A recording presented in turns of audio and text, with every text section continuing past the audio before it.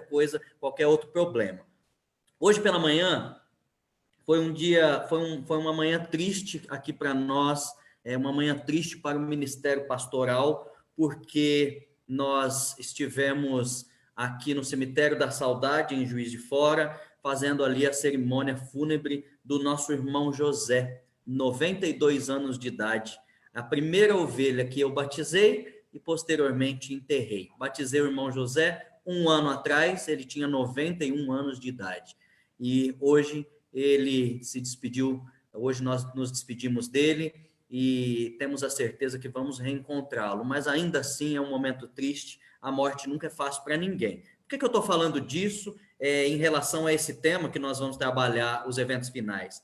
Porque normalmente nós vivemos a nossa vida cristã como qualquer outra pessoa. Nós temos os nossos planos, os nossos sonhos, os nossos desejos. A gente quer comprar a nossa casa, a gente quer comprar um carro novo, a gente quer ter uma casa de verão ou na praia, a gente quer formar os nossos filhos. Nós temos os nossos sonhos, os nossos planos e parece que nós vivemos movidos a eles até que uma notícia ruim bate na nossa porta. Quando vem um diagnóstico de uma doença grave, quando vem uma morte na família, alguém que a gente perde, ou quem sabe uma epidemia, uma pandemia que se espalha pelo mundo todo, é aí que a gente se preocupa e volta o nosso olhar para a palavra de Deus. Nós estamos errados, queridos. Nós deveríamos estar estudando as profecias, os eventos finais, nos preparando para isso desde sempre. A nossa vida cristã deveria ser movida a isso. O nosso maior plano, o nosso maior sonho nessa vida deveria ser nos prepararmos para encontrarmos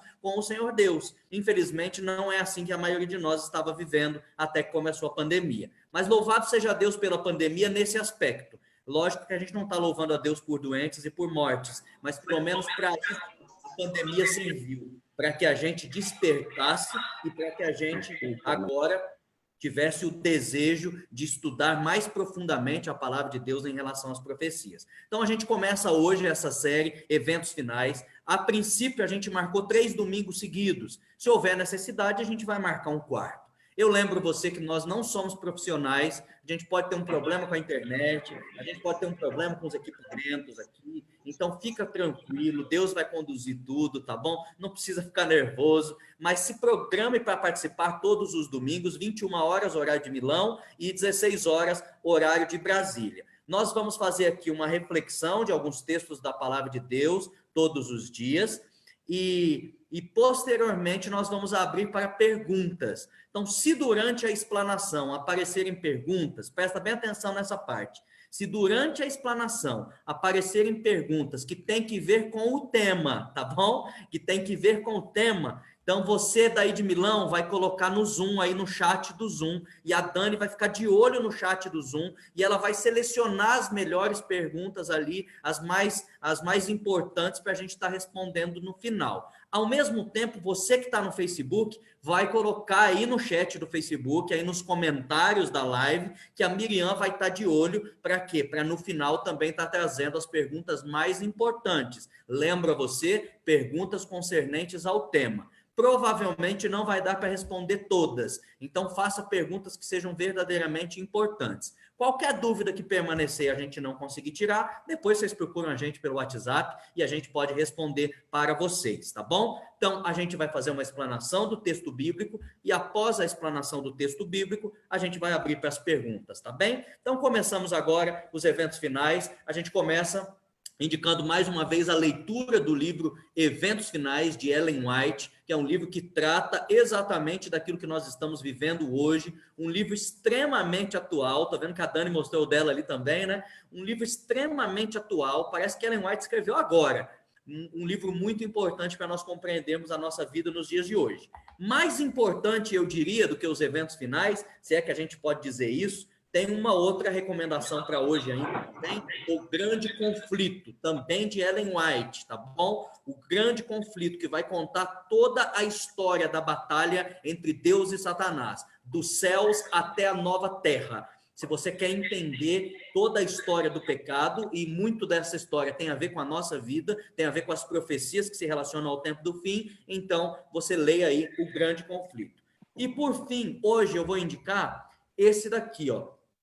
Os Segredos de Daniel. Segredos de Daniel, de Jacques Ducan. Eu não sei se existe ele em italiano, eu acredito que não. Em português, a gente sabe que Segredos de Daniel, de Jacques Ducan. Jacques Ducan é um dos maiores teólogos adventistas da atualidade. Ele é especialista na língua hebraica e ele destrincha o livro de Daniel, trazendo para nós segredos que eram até então desconhecidos para nós, que estão baseados na língua hebraica. Então, quando ele faz um estudo profundo da língua hebraica, ele vê que Daniel deixou alguns detalhes ali no livro que são muito importantes para nós. A base do estudo que nós vamos fazer hoje está nos Segredos de Daniel, tá bom? A base do estudo que nós vamos começar hoje está no livro Segredos de Daniel. Para a gente entender, para que nós possamos compreender os eventos finais, para que nós possamos entender qual é o momento em que nós estamos vivendo. Eu estou dando mute em alguns microfones aqui, tá? Só para não atrapalhar a transmissão. Para que a gente possa compreender qual é o momento que nós estamos vivendo hoje, para que nós possamos compreender por que a gente fala tanto que nós estamos nos eventos finais, que nós estamos no tempo do fim, a gente precisa ter uma base, e essa base está lá no livro de Daniel. Hoje, especificamente, nós vamos tirar dali do livro de Daniel lições de 2 capítulos específicos. Então, pega a tua Bíblia já abra no livro de Daniel. A gente vai começar pelo capítulo 2. E depois que a gente fizer um breve estudo do capítulo 2, a gente vai fazer também um estudo do capítulo 7. E você vai entender que os 2 capítulos estão em paralelo. No capítulo 2, uma visão de Nabucodonosor. No capítulo 7, uma visão de Daniel. As 2 visões estão em paralelo e nos dão uma boa base para entendermos as profecias relacionadas ao tempo do fim, uma boa base para nós entendermos qual é o tempo em que nós estamos vivendo hoje. Então, abra a sua Bíblia aí em Daniel, capítulo 2. Enquanto isso, eu vou compartilhar minha tela aqui. Felipe? Só para falar, temos em italiano, tá? O livro do Jacques Ducan. Tem em italiano. Então, depois você consegue aí o link de onde comprar ou o PDF e envia para a galera. Beleza, pastor Felipe? Obrigado, meu amigo. Saudade de você, viu? Vamos lá. Eu vou tentar compartilhar minha tela aqui. Vamos ver se eu vou conseguir. Eu acho que eu vou conseguir. Eu estou aprendendo a mexer com isso daqui, né? Estamos aqui com... Pronto. Acho que consegui compartilhar aí.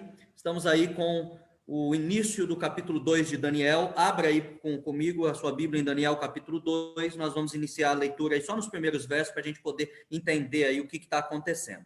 Antes de qualquer coisa, vamos orar mais uma vez? Nós abrimos a Bíblia, né? Vamos pedir a Deus a sua direção mais uma vez. Senhor, nosso Deus e Pai eterno, louvado seja o teu nome, engrandecido seja o teu nome, porque a tua igreja, Pai, espalhada, pessoas em Milão, pessoas em outras regiões da Itália, pessoas no Brasil, todos estão aqui unidos no nome de Jesus Cristo, graças à tua misericórdia que nos alcançou e ao teu Espírito Santo que nos convenceu de sermos tua igreja e de estudarmos a tua palavra. Neste momento, Pai, em que nós abrimos a tua palavra para estudar as profecias concernentes ao tempo do fim, nós clamamos ao Senhor que mais uma vez tenha misericórdia de nós, mais uma vez nos envie o teu Espírito Santo, porque com humildade o recebemos neste momento, em nome de Jesus. Amém.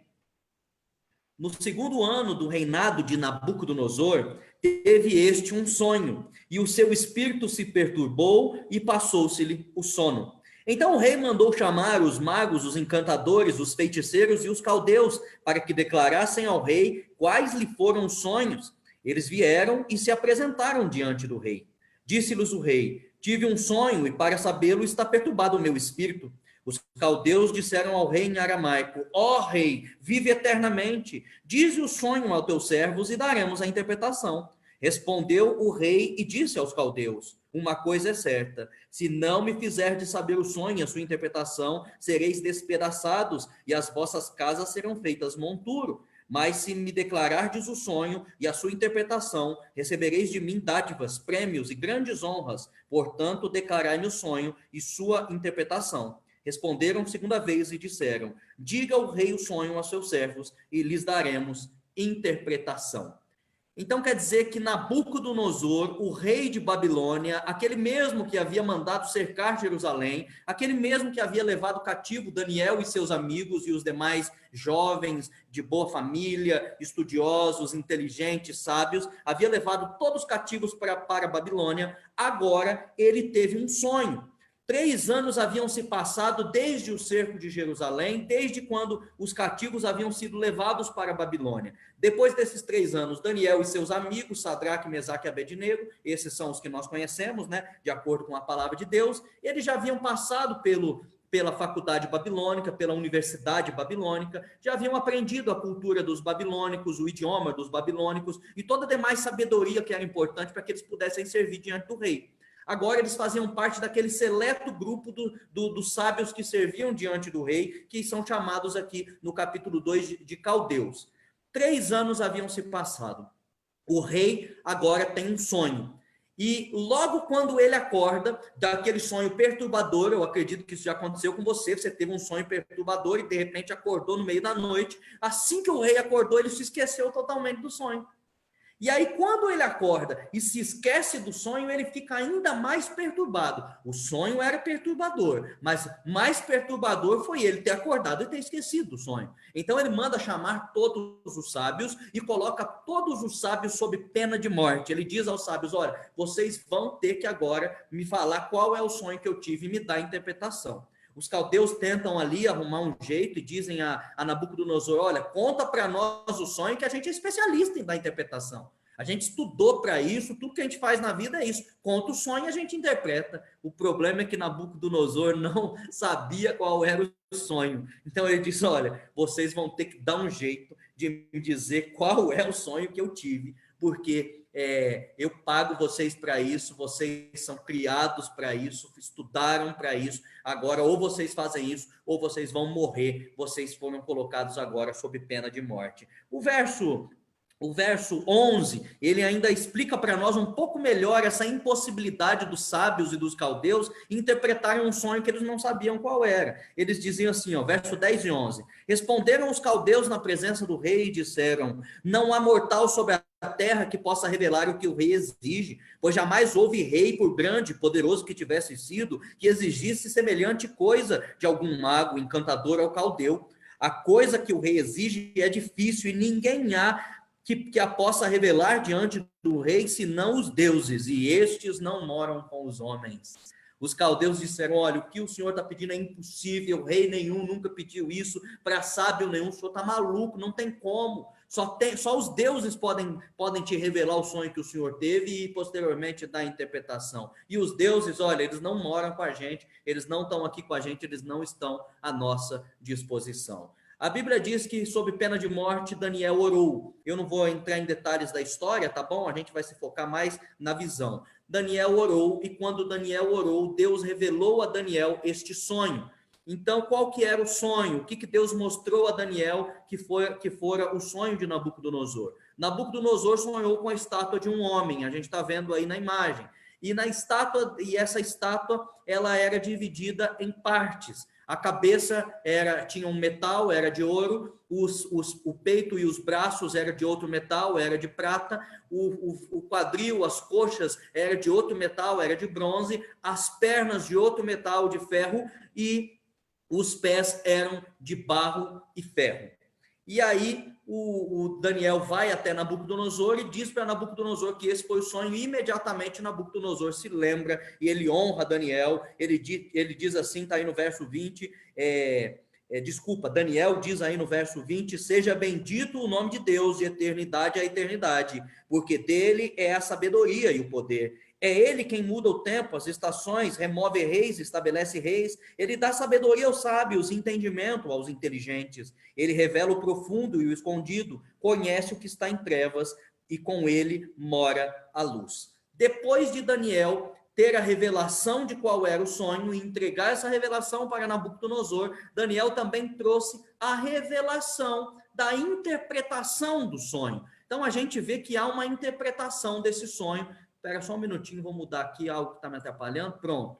A gente vê aí a interpretação desse sonho. Segundo a revelação de Deus para Daniel, essa estátua simbolizava 4 grandes reinos que dominariam o mundo. E esses 4 grandes reinos dominariam o mundo até que viria um 5º e último reino, e esse reino seria um reino sempiterno. O primeiro reino estava ali no tempo de Daniel. Normalmente a profecia ela é assim, ela começa no tempo em que o profeta está recebendo a revelação. Então, Deus deu a revelação a Nabucodonosor, esse se esqueceu e teve que buscar o homem de Deus. O homem de Deus recebe a revelação que tem que ver com o tempo dele.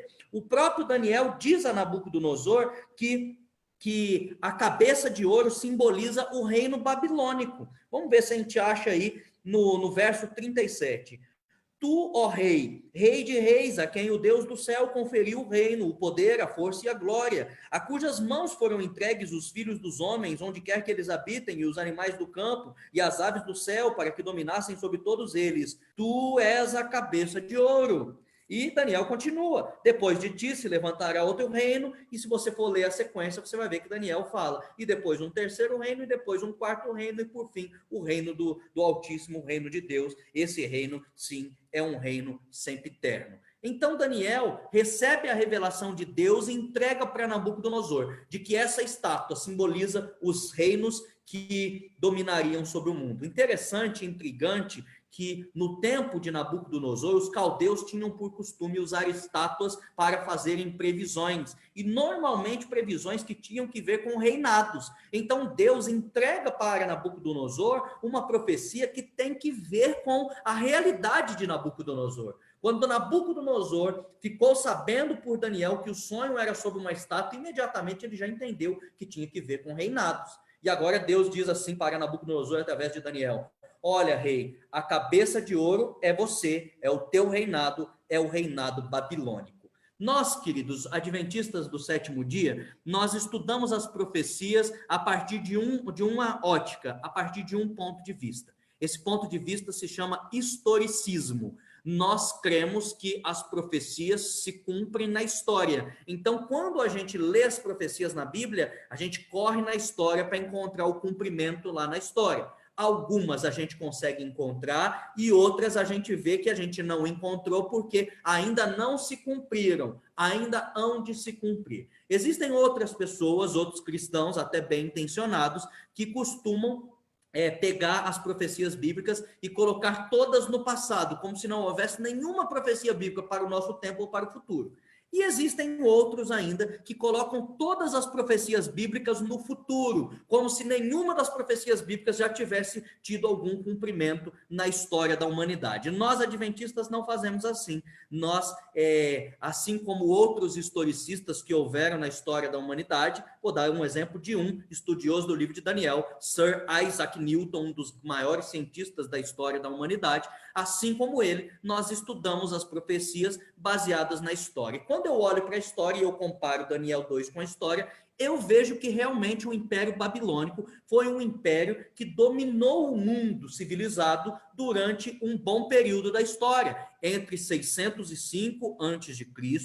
até 539 a.C. O seu maior rei, o rei mais famoso da história dos babilônicos, Nabucodonosor, aquele que, mediante o testemunho de Daniel, nós cremos, acabou inclusive se convertendo, encontrando-se com o seu Deus. A conversão dele, o processo de conversão dele, o trabalhar de Deus na vida de Nabucodonosor, me parece que começa aí, nessa visão. Mas não vai terminar muito cedo, não. Você continuar lendo aí o livro de Daniel, você vai ver que demora um pouco para o coração duro de Nabucodonosor compreender que ele era pequenininho e que existe um Deus todo-poderoso de amor, de graça e de misericórdia e de poder que estava disposto a salvá-lo. Mas quando a gente lê Daniel capítulo 6, vamos ver aqui se é o capítulo 6 mesmo, ou se eu estou equivocado. Quando a gente lê aqui Daniel capítulo 6, a gente vê...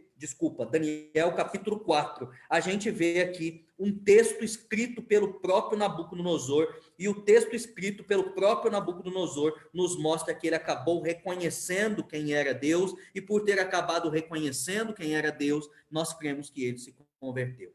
Logo depois do reino de Nabucodonosor, a profecia dizia que viria um outro reino, um reino que não seria tão forte, tão poderoso quanto o reino de Nabucodonosor, mas ele se estabeleceria no mundo também. Ele dominaria o mundo civilizado, inclusive o próprio reino de Babilônia. Esse império nós encontramos na história, e não só na história, no próprio livro de Daniel. Daniel viveu a transição do reino de ouro, que era o reino de Nabucodonosor, para o reino de prata, que era o Império Medo-Persa. O Império Medo-Persa domina aí a região civilizada do mundo até então, se é que a gente pode dizer civilizada, mas a região central ali do mundo, onde havia maior concentração de nações, as nações mais organizadas, os Medo-Persas dominam de 539 até o ano 331. O maior rei dos Medo-Persas provavelmente foi Ciro o Grande. Ciro o Grande foi aquele que se levantou juntamente com os Medo-Persas para derrubar Babilônia. Ele enviou ali os seus generais, ele conseguiu derrubar Babilônia no tempo do reinado do neto de Nabucodonosor, Belsazar. Isso está escrito em Daniel capítulo 5, acredito que eu não estou errado.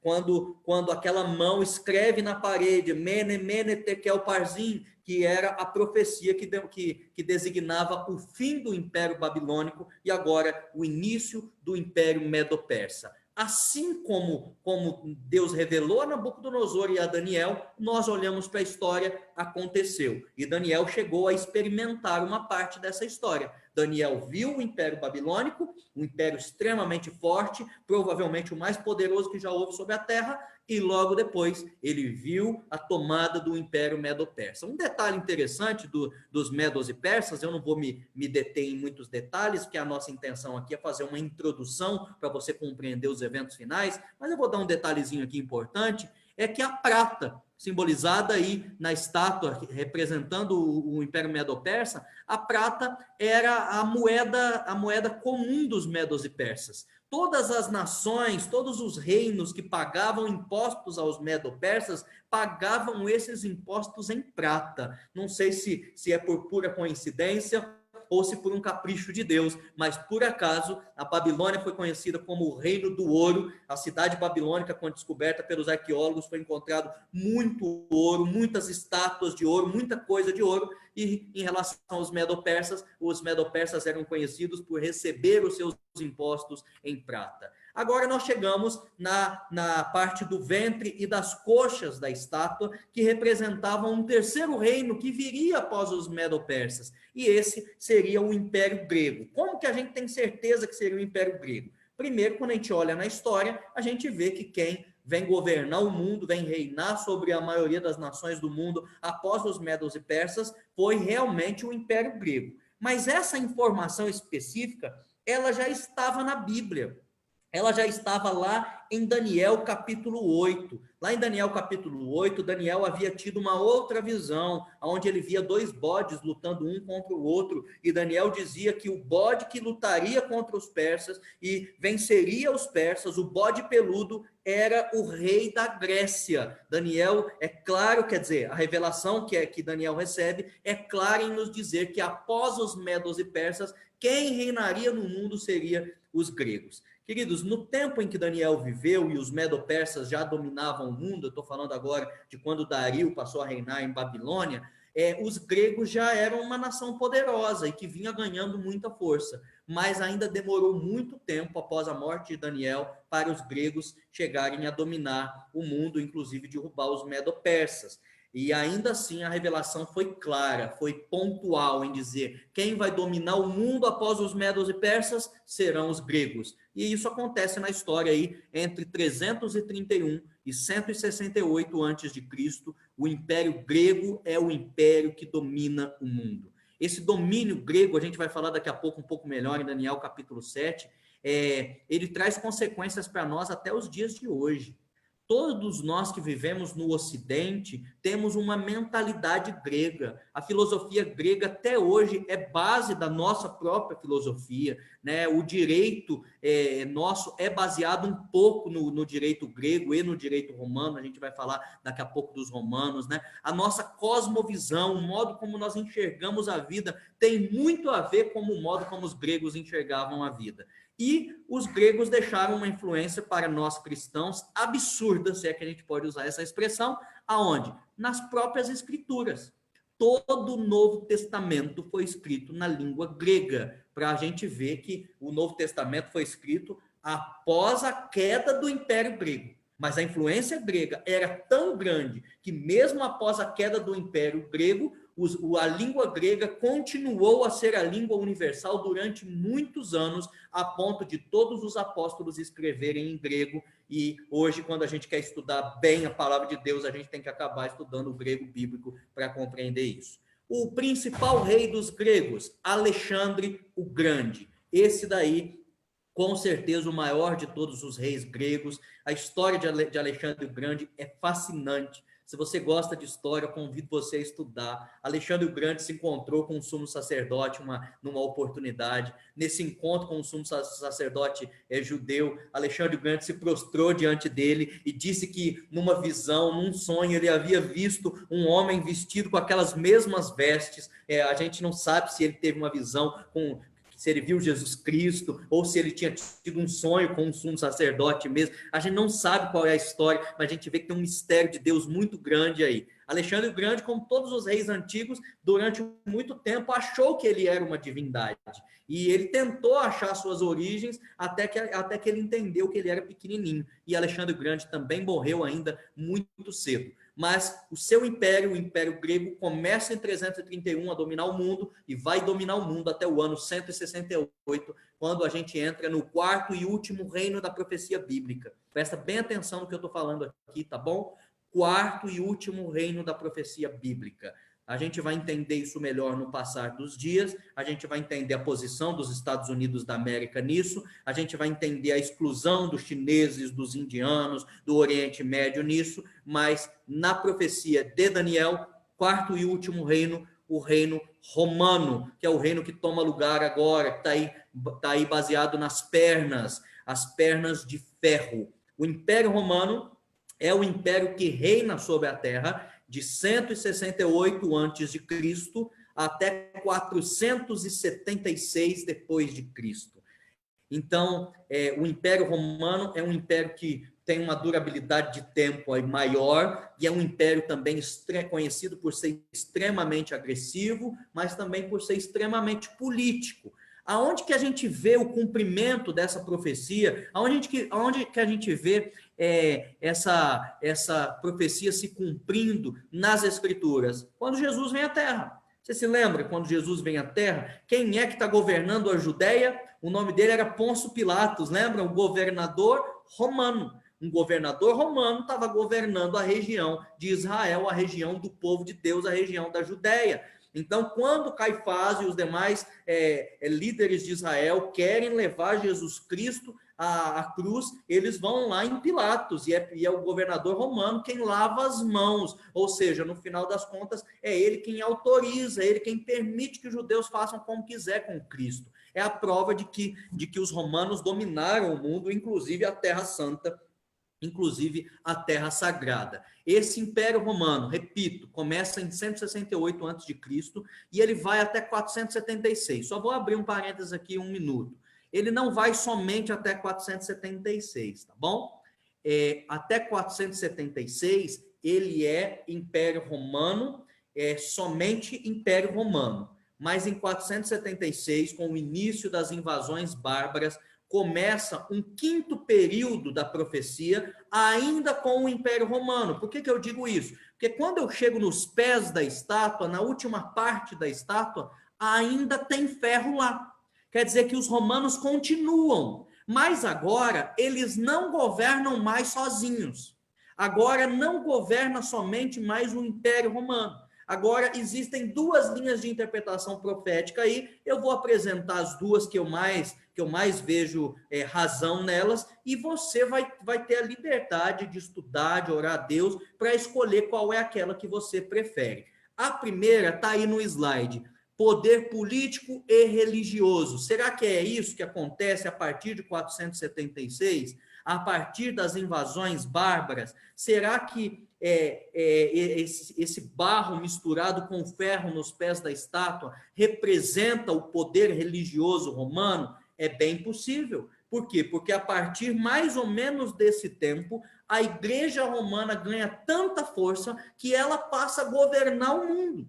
Então, quem está governando o mundo agora? O poder político misturado com o poder religioso. Roma continua a governar o mundo, mas agora quem governa o mundo é a Igreja Romana, não mais o Império Romano. Agora é a Igreja Romana. Essa é uma boa possibilidade, extremamente razoável. Muitos dos teólogos adventistas vão para essa linha. O barro nos pés da estátua que vão governar o mundo próximo do fim dos tempos é o barro que representa o poder religioso. Já o ferro é a continuação do Império Romano. O barro e ferro, a mistura dos dois, a gente consegue entender. Eles tentam se misturar, mas não se misturam porque barro não é metal. Então não tem liga com o ferro.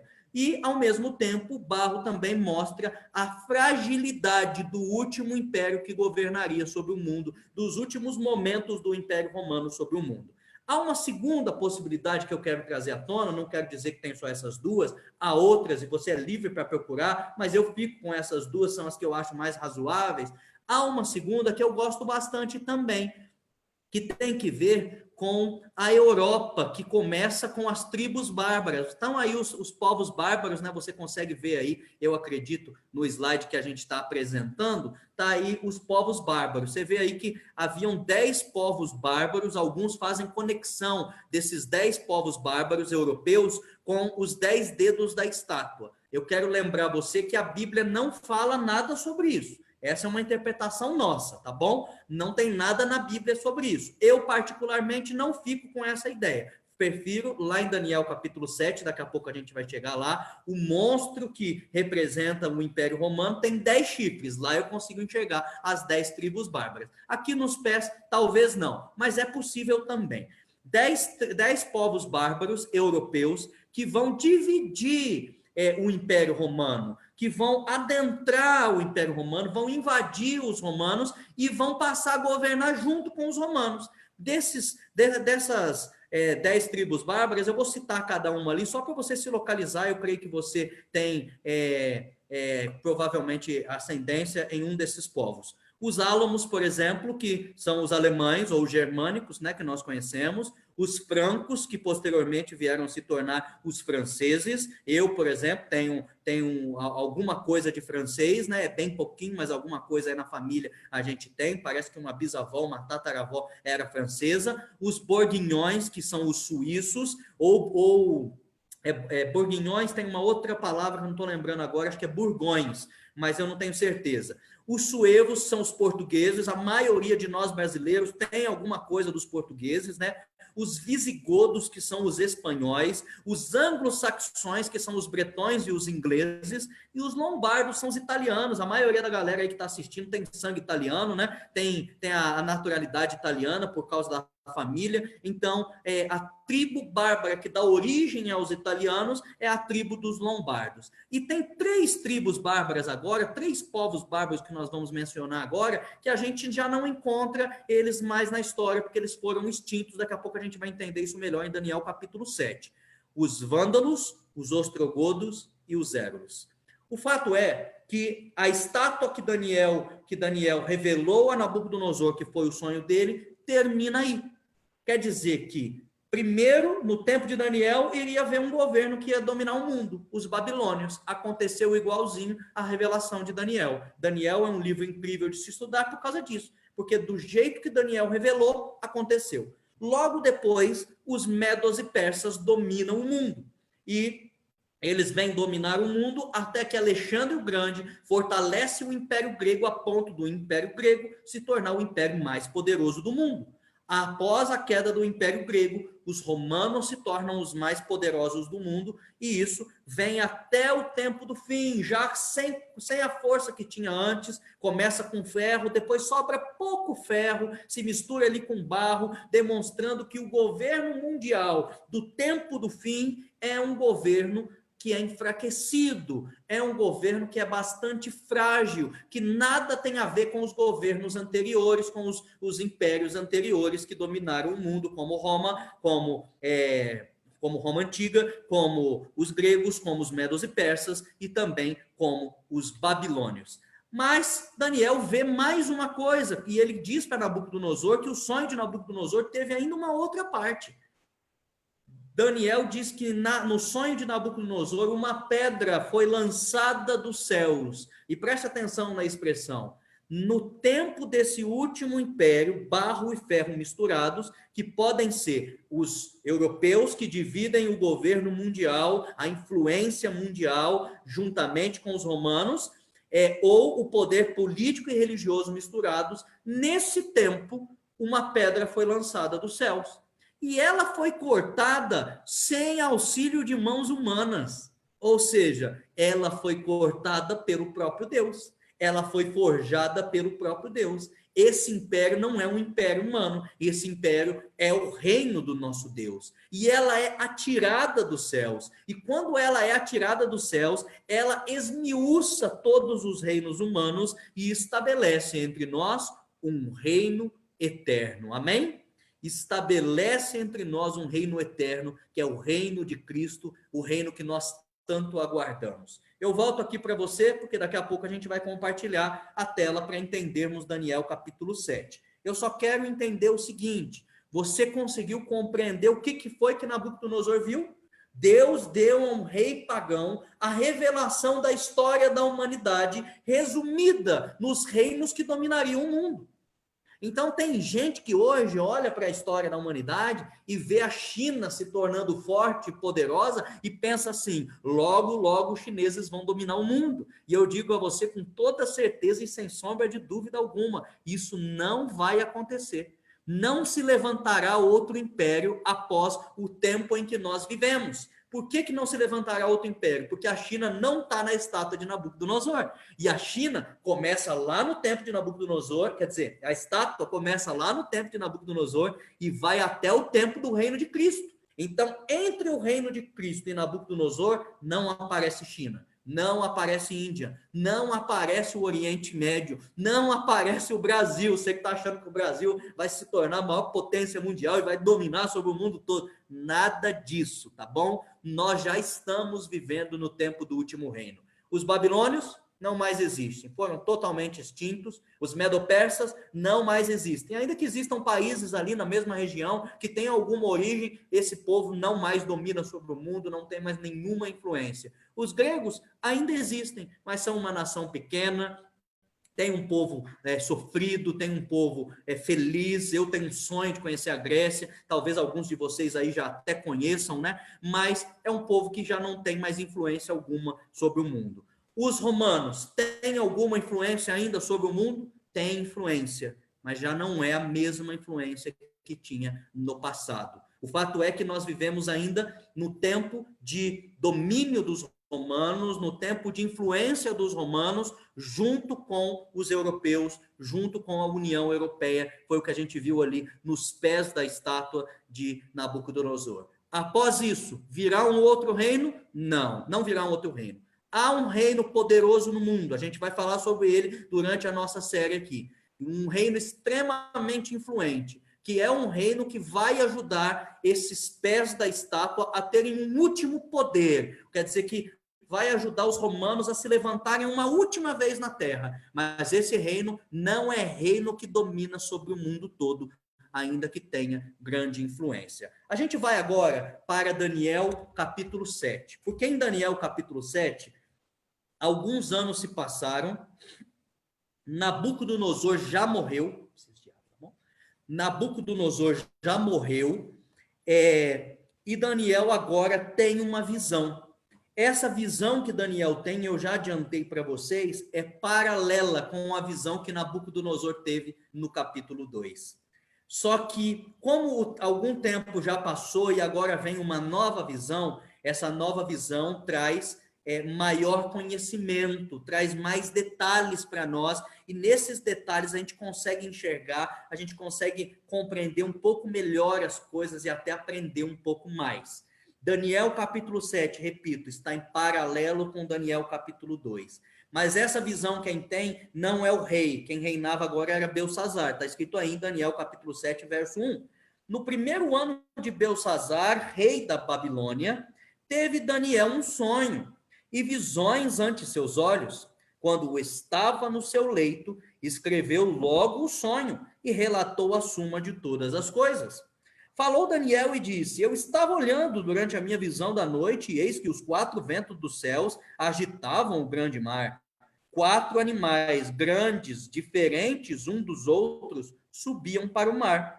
O primeiro era como leão e tinha asas de águia. Enquanto eu olhava, foram-lhe arrancadas asas, foi levantado da terra e posto em 2 pés como homem, e lhe foi dada mente de homem. Continuei olhando, e eis aqui o segundo animal, semelhante a um urso, o qual se levantou sobre um dos seus lados. Na boca, entre os dentes, trazia 3 costelas, e lhe diziam: levanta-te, devora muita carne. Depois disso, continuei olhando, e eis aqui outro, semelhante a um leopardo, e tinha nas costas 4 asas de ave. E tinha também este animal 4 cabeças, e foi-lhe dado domínio. Depois disso, eu continuava olhando nas visões da noite, e eis que o 4º animal terrível, espantoso e sobremodo forte, o qual tinha grandes dentes de ferro. Ele devorava e fazia em pedaços, e pisava aos pés o que sobejava. Era diferente de todos os animais que lhe apareceram antes dele, e tinha 10 chifres. Estando eu a observar os chifres, eis que entre eles subiu outro pequeno, diante do qual 3 dos primeiros chifres foram arrancados, e eis que nesse chifre havia olhos como os de homem, e uma boca que falava com insolência. Então, o que a gente está vendo aí? Daniel teve um sonho muito estranho, um baita de um pesadelo. Qualquer um de nós que tivermos um sonho igual esse que Daniel teve, vamos ficar extremamente perturbados. O texto diz que quando ele ainda estava no leito, ele escreveu logo o que ele sonhou, porque era tão perturbador que era possível que o cérebro dele levasse ele a se esquecer. Eu estou dizendo que era perturbador por quê? Porque Daniel sonhou com 4 monstros. A gente costuma dizer que Daniel sonhou com 4 animais, né? Mas não eram 4 animais, eram 4 monstros. Eram quatro animais extremamente estranhos. 4 animais com mutações, com mistura, com uma amalgamação. Era uma coisa assustadora o que Daniel viu.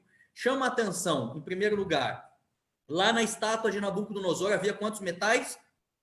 4. Aqui, no sonho de Daniel, quantos monstros ou quantos animais? 4 também. Ou seja, são 4 reinos que dominam sobre o mundo. Se você for continuar a leitura aí no livro de Daniel, você vai ver que a interpretação que o anjo dá a Daniel é essa. Ele vai dizer assim, olha, os animais que você viu são os reinos que irão dominar sobre o mundo.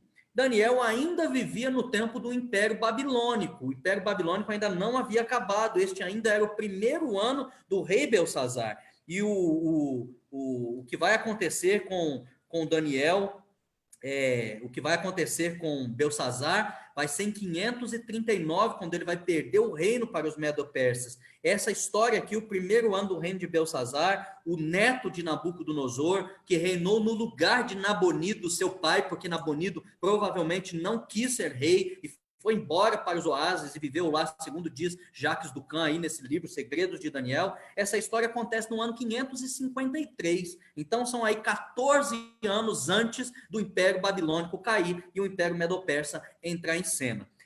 Quando Daniel tem essa visão, os babilônios ainda reinam.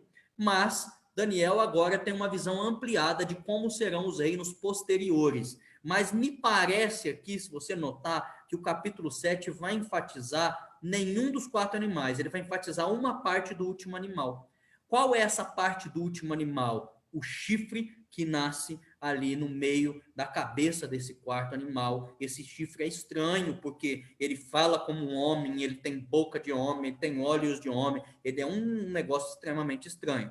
Ele é parte do 4º animal, e ele é quem vai dar as coordenadas ao mundo no final dos tempos. Vamos lembrar lá, Nabucodonosor, 4 metais, mas no final há algo que se mistura com o metal e governa junto com o metal, é o barro. Aqui no sonho de Daniel, na visão de Daniel, 4 animais, mas no último animal tem um chifre que vai dividir o governo com esse próprio animal, é um sonho extremamente estranho, é coisa que tem a ver com profecia, não é coisa fácil de se compreender, mas graças a Deus, o livro de Daniel traz as interpretações para nós de modo que torna essa leitura um pouco mais fácil, e graças a Deus muitas pessoas já dedicaram madrugadas de oração e estudo da palavra para nos ajudar a compreender melhor aqui. Eu vou estar agora compartilhando a tela aí com vocês novamente, de Daniel capítulo 7, tá bom? Então, vamos lá, estamos em Daniel capítulo 7 agora, a gente vai falar do sonho que Daniel teve. Nesse sonho de Daniel, você consegue ver aí na imagem que eu coloquei, os 4 animais que Daniel viu. Não são igualzinho, tá isso aí um ilustrador que fez, tentou colocar da melhor maneira possível esses animais que Daniel viu. Mas eram animais extremamente estranhos, animais híbridos, a gente pode falar. Por exemplo, o primeiro animal era um leão, até então tranquilo, né? Era um leão, quer dizer, não era um leão, o texto diz assim, era como leão, ou seja, parecia um leão, só que ele tinha uma coisa estranha, ele tinha asas. Então ele está aí o primeiro animal. O segundo animal parecia um urso, era como um urso, só que ele tinha um lado mais alto do que o outro, né? Um detalhezinho que parece estranho, mas que vai nos ajudar a compreender melhor os medos e persas na história. E ele trazia na boca 3 costelas que ele havia devorado de algum animal, né? E a gente vai entender daqui a pouco o que significa isso. O terceiro animal, talvez o mais estranho até agora, por quê? Porque ele parecia um leopardo, né? Mas ele tinha 4 cabeças, ele tinha 4 asas, era um animal extremamente estranho.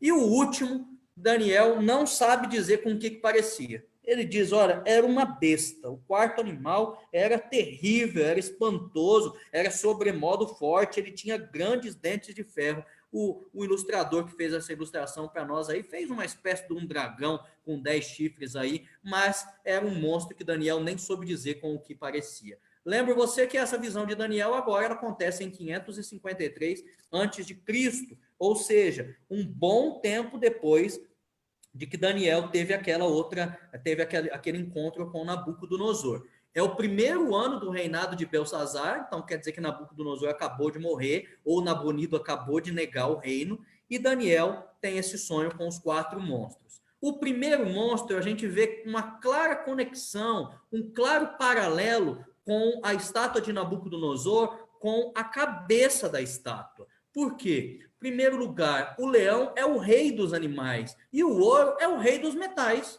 O metal mais precioso que existia, pelo menos até o tempo de Daniel, e o que eu conheço, eu não sou especialista em metais, mas acredito que até os tempos de hoje é o mais valioso que tem, ouro. Se não for até os tempos de hoje, é certo que nos tempos de Daniel. Então, o rei dos animais, o rei dos metais.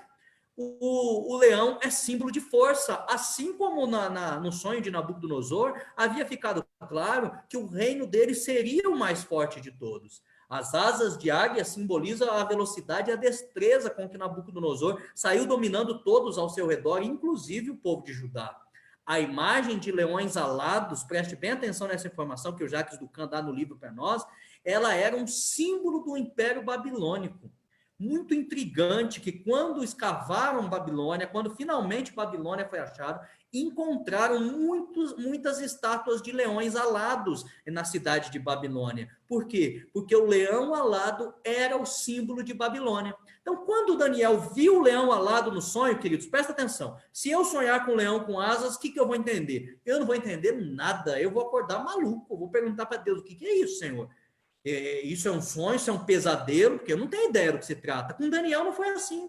Assim como Nabucodonosor, quando sonhou e Daniel falou para ele que ele tinha sonhado com uma estátua, imediatamente ele entendeu que aquela estátua tinha uma conexão com os reinos que viriam no mundo. Daniel também, quando viu o leão alado, imediatamente associou a Babilônia. Ele falou, opa, esse animal aqui é Babilônia. É o símbolo desse reino aqui. Essas estátuas que foram achadas pela arqueologia na cidade de Babilônia eram estátuas que Daniel tinha contato, que Daniel via. Talvez na porta da casa dele tinha uma, né? Na porta do quarto dele, onde ele orava 3 vezes por dia. Não sei, mas ali tinha muitos leões alados.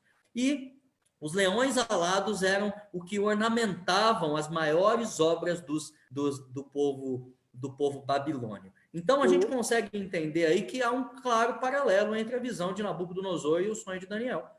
Daniel viu 4 animais que representavam também 4 reinos. É isso que o texto bíblico vai dizer aí. Essa é a interpretação que vai ser dada aí para Daniel. Deixa eu ver se eu encontro aqui o texto. Verso 11, leia aí comigo. Então estive olhando por causa da voz das insolentes palavras que o chifre proferia, estive olhando e vi que o animal foi morto e o seu corpo desfeito e entregue para ser queimado.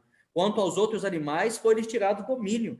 Todavia, foi-lhes dada prolongação de vida por um prazo e um tempo. Eu estava olhando nas minhas visões da noite, e eis que vinha com as nuvens do céu um como o filho do homem, e dirigiu-se ao ancião de dias, e o fizeram chegar até ele, e foi-lhe dado domínio, e o reino para que os povos, nações e homens de todas as línguas o servissem. O seu domínio é domínio eterno, que não passará, e o seu reino jamais será destruído. Daniel está meio que repetindo aí as palavras as quais ele mesmo havia declarado a respeito do reino de Deus lá em Daniel capítulo 2, na visão de Nabucodonosor. Lá em Daniel 2:44, Daniel disse assim: mas nos dias desses reis, o Deus do céu suscitará um reino, que não será jamais destruído.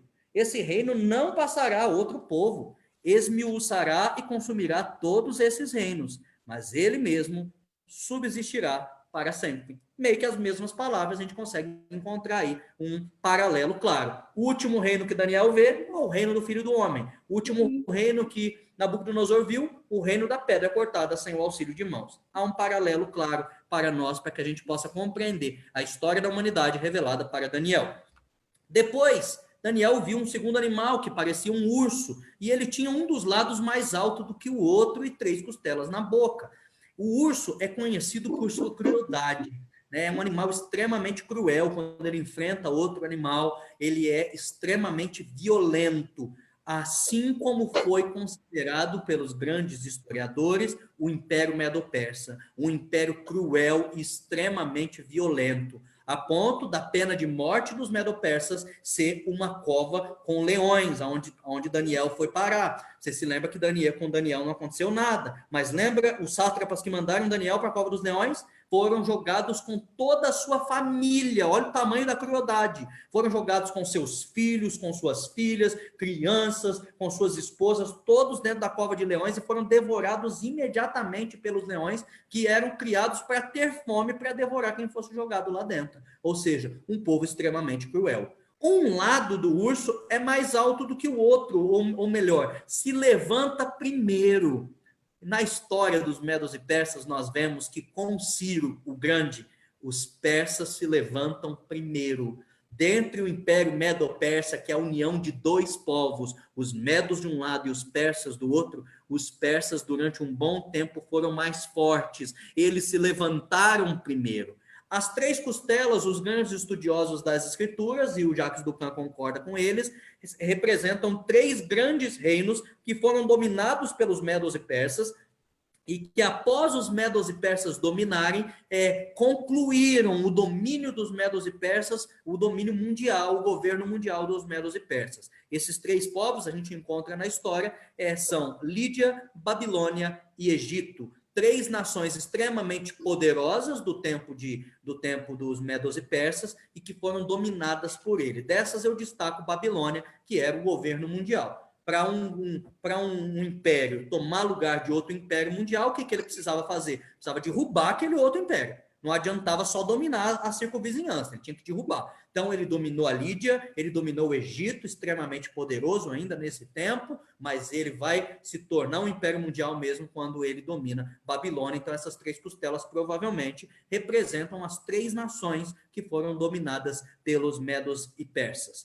E, por último, tem um detalhe aqui do Jacques Ducan, que ele diz aqui no seu livro, no capítulo que ele fala sobre o capítulo 7 de Daniel, onde ele fala assim, que há historiadores que dizem que os persas eram conhecidos porque pareciam ursos. Os persas eram grandes, os persas eram fortes, os persas eram peludos. Então, as nações vizinhas, quando iam se referir aos persas, chamavam os persas de ursos. Ou seja, para o próprio Daniel também, quando ele teve a visão do urso, ele logo entendeu que se tratava do Império Medo-Persa. Depois, o leopardo, com 4 cabeças, com 4 asas. A gente vê aí um paralelo claro com o Império Grego, né, que governa o mundo de 331 a.C. até 168 a.C. O leopardo é um animal conhecido até os dias de hoje por sua velocidade. E o governo de Alexandre o Grande, o Império de Alexandre o Grande, ele foi conhecido como um império extremamente veloz no domínio de outras nações. Na verdade, não houve outro tão rápido. Alexandre o Grande, ele morre muito cedo, com 30 e poucos anos de idade, mas quando ele morre, o seu governo já dominou da própria Grécia até o Oriente. Ou seja, em uma velocidade assustadora. Alexandre não tinha um palácio onde ele ficava e reinava, não. O palácio de Alexandre era o acampamento de guerra, era o acampamento de batalha. Ele dominava uma nação aqui, estabelecia quem ia reinar ali e pegava o seu exército e ia para frente. Extremamente veloz, dominando o mundo inteiro, como ele fez.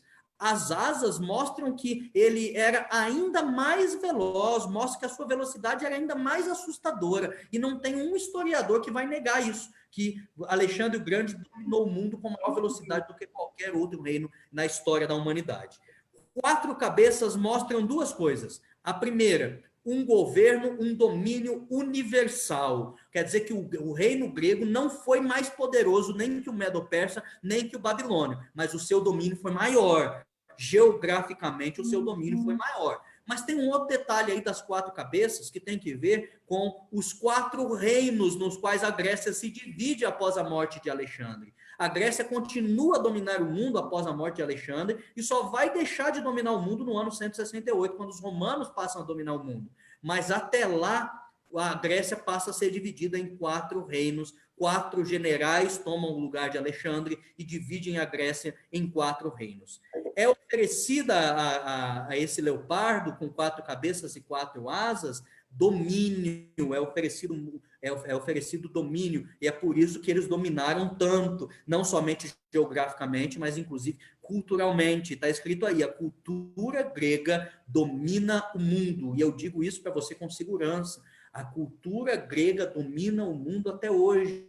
Qual é o jovem que no ensino médio, não me lembro qual é o nome do ensino médio aí na Itália, mas qual é o jovem que nos últimos anos da escola não estuda Platão, não estuda Sócrates, não estuda Aristóteles, não estuda filosofia grega? Outra coisa, qual é o teólogo que não estuda o grego para poder compreender o Novo Testamento? O próprio Deus, usando-se da cultura grega espalhada pelo mundo, usou o idioma grego e até algum pensamento grego no Novo Testamento para tornar a palavra de Deus uma palavra universal que todos pudessem compreender já no tempo em que ela foi escrita. Então, o domínio grego realmente um domínio assustador, talvez um domínio com maior influência na cultura e no idioma do que qualquer outro que já passou sobre a Terra.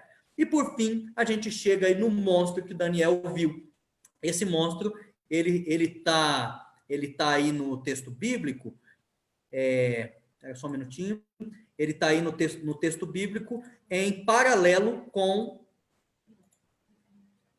só um minutinho, ele está em paralelo com os pés, com as pernas da estátua que Nabucodonosor tinha visto, que eram pernas de ferro. Então, vamos falar desse monstro. Ele era terrível, ele era espantoso, ele era muito forte. De todos esses metais, se você parar para pensar, o ferro não é o mais precioso, pelo contrário, é o menos precioso, mas ele é o mais forte. Com certeza, ele é o mais forte de todos esses outros.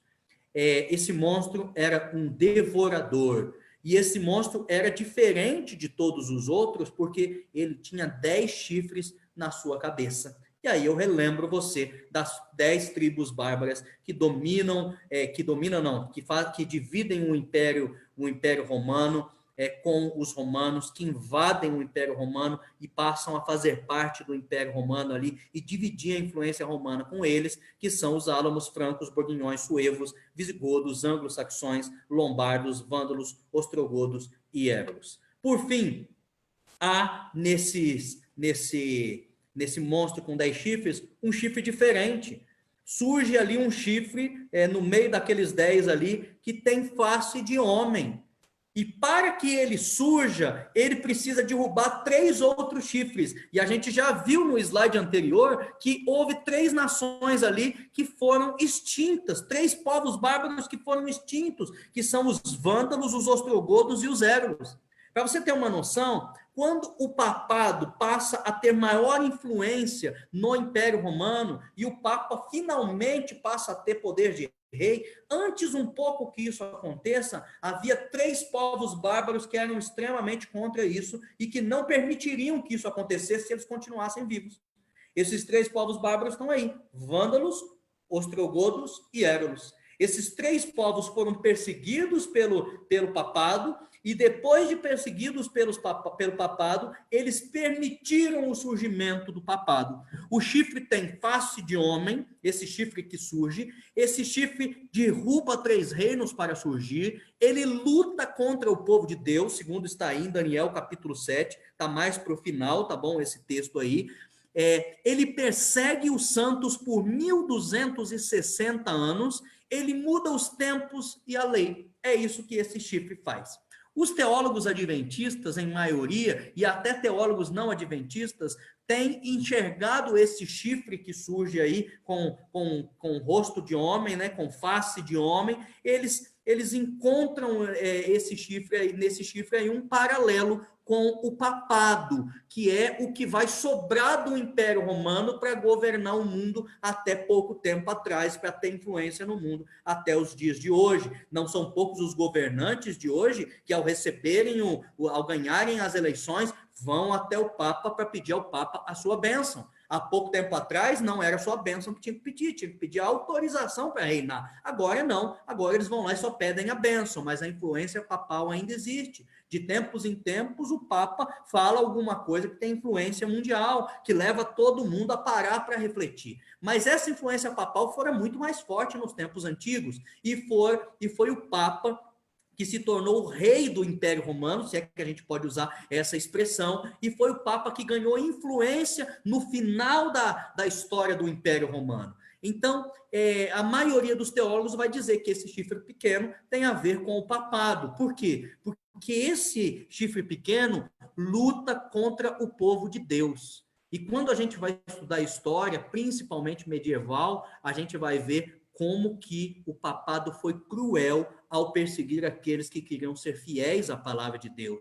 Dentre eles, o livro O Grande Conflito, vou mostrar ele aqui de novo para você. Dentre eles, o livro O Grande Conflito vai falar de quem? Vai falar dos valdenses, né? Daí da Itália mesmo. Quem eram os valdenses? Os valdenses eram aqueles que quiseram permanecer fiéis à palavra de Deus, que quiseram permanecer fiéis aos mandamentos de Deus, e por conta disso foram extremamente perseguidos pelo poder romano, e por causa disso acabaram tendo que se esconder nas montanhas, acabaram tendo que criar missionários para se espalhar pelo mundo, para pregar a verdade, enquanto a igreja romana estava totalmente apostatada, enquanto o cristianismo que reinava sobre o mundo, o papado, o chifre pequeno, estava totalmente perdido e estava lutando contra o povo de Deus, estava perseguindo os santos do Altíssimo. Ele também, o papado, muda os tempos e a lei. Existem várias interpretações a respeito da mudança dos tempos e da lei. Alguns teólogos se focam na mudança da lei. Outros teólogos dizem que só existe uma lei nos mandamentos de Deus que tem que ver com tempos. Essa única lei dentre os 10 mandamentos de Deus que tem que ver com tempos é a lei do sábado, um tempo de descanso, um tempo em que nós tiramos para adorar exclusivamente a Deus. Eu quero deixar claro para você, que é adventista ou não adventista, que nós somos adoradores de Deus em espírito e em verdade. Nós não somos dependentes de templos. A prova disso é que os nossos templos todos estão fechados e nós continuamos a servir a Deus, a adorá-lo e amá-lo com todo o nosso coração. Nós também não somos dependentes das 24 horas do sábado, porque nós adoramos a Deus em todos os outros dias da semana. Quando nós nos acordamos, a primeira coisa que nós fazemos é nos prostrar diante de Deus, reconhecer quem Ele é, reconhecer a nossa necessidade dEle, ao estudarmos a palavra, cantar louvores, ou fazer o bem ao próximo. Nós estamos adorando a Deus e nós devemos fazer isso todos os dias da semana. Mas o sábado, segundo a palavra de Deus, é um dia exclusivo para isso. É um dia em que eu não faço nada além disso. É um dia que eu não vou cuidar dos meus próprios interesses, trabalhando, assistindo coisas na televisão que nada tem a ver com Deus, ou vendo coisas na internet que nada tem a ver com Deus, estudando, etc. Não, é um dia que, de acordo com as Escrituras, é um dia sagrado, 24 horas somente para adoração a Deus. E se existe uma lei nos mandamentos de Deus que tem que ver com tempos, essa lei é a lei do sábado, e é um mandamento que fora modificado nos 10 mandamentos pelo papado. Está escrito aí no slide que eu coloquei para vocês,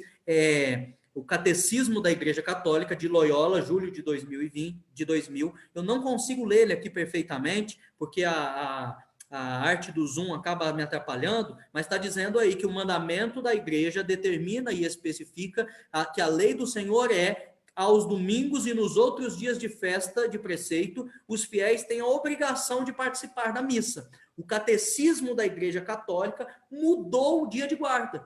Ele deixou o sábado do mandamento, que foi escrito pelo dedo de Deus, e passou a guardar o domingo, o dia da ressurreição de Cristo. Dia que talvez fosse um dia interessante para nós nos lembrarmos da ressurreição de Cristo, mas não dia de exclusiva adoração, não dia de guarda, conforme o mandamento de Deus, conforme a lei de Deus. Então, se teve uma instituição nesse mundo que mudou os mandamentos de Deus para todo o cristianismo, essa instituição foi o papado. Por isso a gente identifica no chifre pequeno o papado. O papado vai perseguir os cristãos, esse chifre pequeno, lá daquele último monstro, vai perseguir os cristãos durante 1260 anos.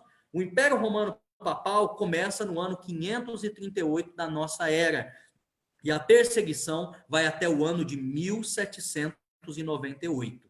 O que acontece em 1798? É o auge da Revolução Francesa. A Revolução Francesa rompe com a igreja, rompe com o cristianismo, rompe com a fé, se apoia exclusivamente na razão e, junto com isso, o rei francês, Napoleão, ele manda o seu general Berthier até Roma e lá ele manda prender o Papa. Lembra que eu te falei?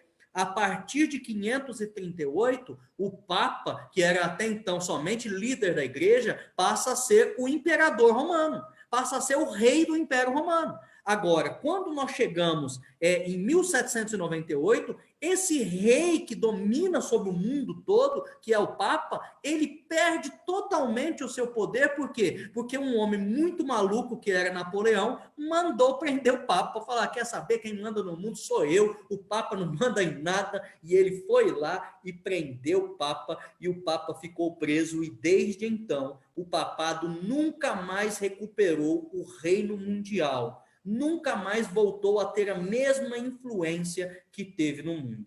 Isso tem a ver com o Apocalipse, nós não vamos estudar isso agora, mas só para dar uma pitada para vocês. Isso tem a ver com a ferida mortal no monstro ou na besta. A besta é ferida de morte em 1798, quando ela perde o seu domínio, a sua influência, quando ela se torna ferro e barro. Ela ainda tem alguma influência, mas agora a sua influência é extremamente frágil, já não tem mais o poder que tinha antigamente. Essa ferida mortal, o livro de Apocalipse diz que ela será curada, e nós vamos aprender nos próximos dias que ela ainda não foi curada. Ou seja, quando nós queremos nos colocar em qual momento profético da história nós estamos exatamente no tempo da ferida mortal. O tempo da ferida mortal começa em 1798 e vai acabar quando o papado voltar a ter o poder de governar o mundo. Isso ainda não aconteceu.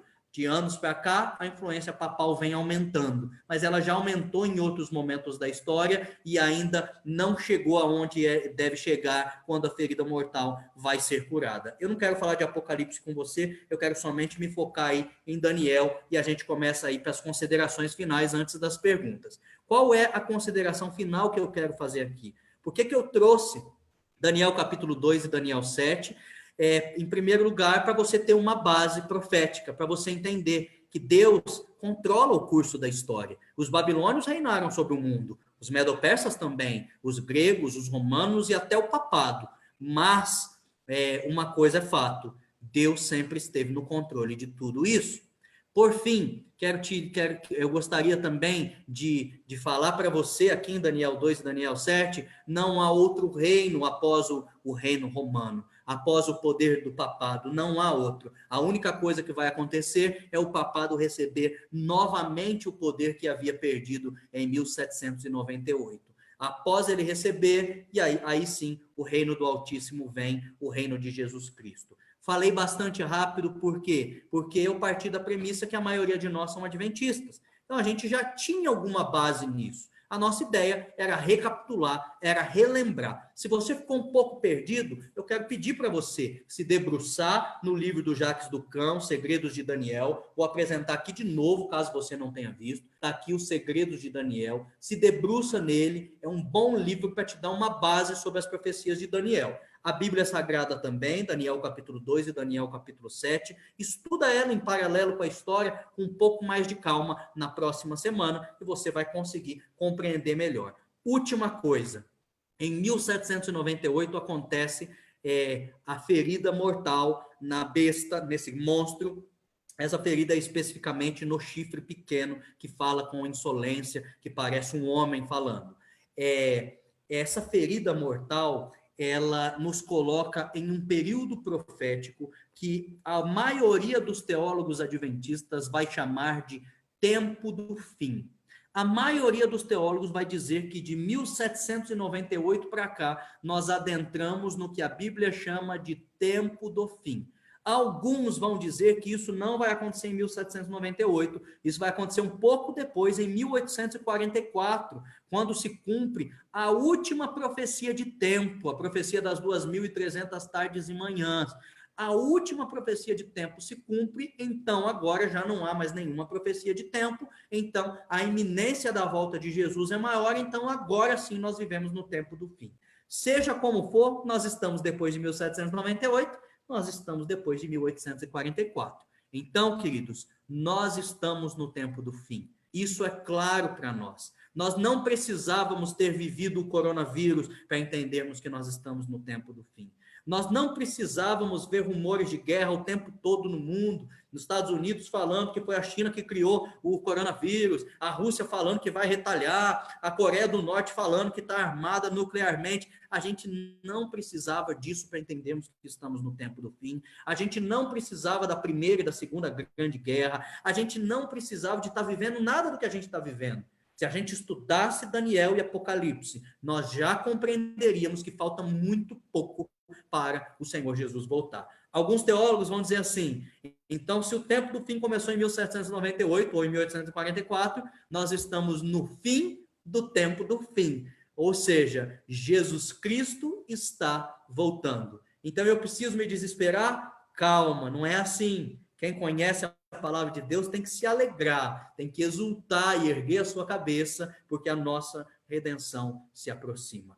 Estamos no tempo do fim. Ficou claro para nós? A partir da próxima semana, nós vamos entender um pouco mais sobre o que precisa acontecer no tempo do fim para que o Senhor Jesus Cristo volte e qual deve ser a nossa reação em relação a isso. Eu vou sair aqui do compartilhamento de tela, vou pedir para a Dani entrar aí. Se existem perguntas aí no chat, Dani, você solta para a gente aí as perguntas do chat e a Miriam também vai liberar algumas perguntas aqui. A gente está bem avançado no tempo, então selecionem aí as melhores perguntas para a gente responder se é que elas existem.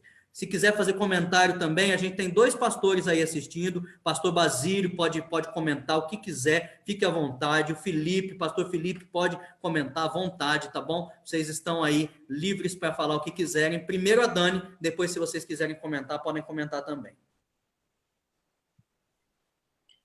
Pastor Mateus, só temos agradecimentos, porque as perguntas, elas durante a explicação não chegaram.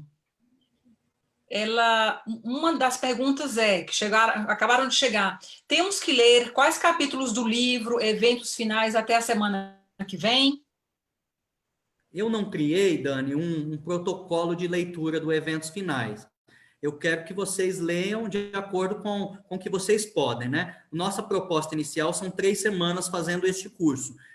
Talvez a gente chegue a uma 4ª. Então, se programem para ler dentro desse tempo. dentro da velocidade que vocês costumam ler. Mas é importante que vocês leiam, porque no final, o Eventos Finais vai fazer todo o sentido para nós no final da nossa leitura. Hoje foi só uma introdução, hoje foi só uma base para que a gente possa compreender qual é o período profético que nós estamos. Miriam tem uma pergunta aqui, antes do pastor Basílio e do pastor Felipe falarem.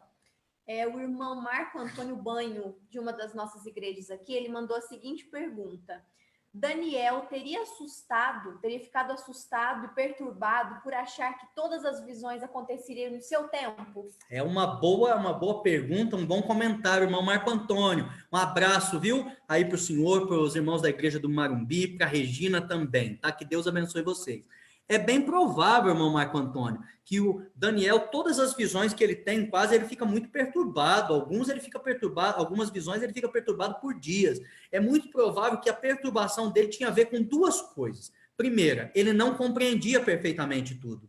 Nós somos muito privilegiados. Daniel privilegiado porque ele recebeu a revelação, e nós privilegiados porque a gente compreende a revelação melhor do que o próprio Daniel. Porque a revelação não era para o tempo dele, era difícil para ele compreender. Ele não tinha história para comparar, nós temos, né? Então é mais fácil para nós do que para ele. Mas ele também provavelmente pode ter ficado perturbado de pensar que essas profecias se cumpririam no tempo dele. Até em Daniel capítulo 9, a oração que ele faz parece ser um suplício para que as profecias se cumpram no tempo dele, Israel seja ali perto no tempo dele, o Messias venha no tempo dele. Mas quando chega lá em Daniel 12, né? O anjo diz assim para Daniel, que é para Daniel acalmar, que é para Daniel selar o livro, porque o livro não é para o tempo dele. Presta bem atenção no que eu vou falar, meus irmãos. O livro é para o tempo do fim. Está em Daniel 12:4. Tu, porém, Daniel, encerra as palavras e sela o livro até ao tempo do fim. Quer dizer que esse livro, ele foi aberto, a revelação, a interpretação dele no tempo do fim. E é realmente a partir de 1798 que a cristandade consegue compreender o livro de Daniel de maneira melhor, e o desejo de Deus é que a gente compreenda cada vez mais. Pastor Basílio, quer fazer algum comentário?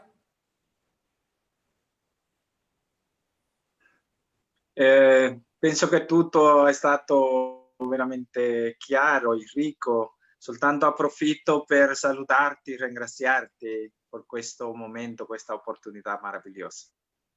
Muito obrigado, pastor. Estou encantado aí com a tua parede, com o quadro da estátua. Estou vendo aí o quadro da estátua. Estou vendo ali o sumo sacerdote da visão de Daniel. Muito bom. Vários símbolos, né, do livro de Daniel. O senhor deve ser um apaixonado pelo livro de Daniel. Eu me sinto até pequeno em estar explicando Daniel com o senhor aí na live. Felipe, pastor Felipe, quer dizer alguma coisa? Só mesmo muito obrigado, Mateus, por esse estudo, foi muito bom.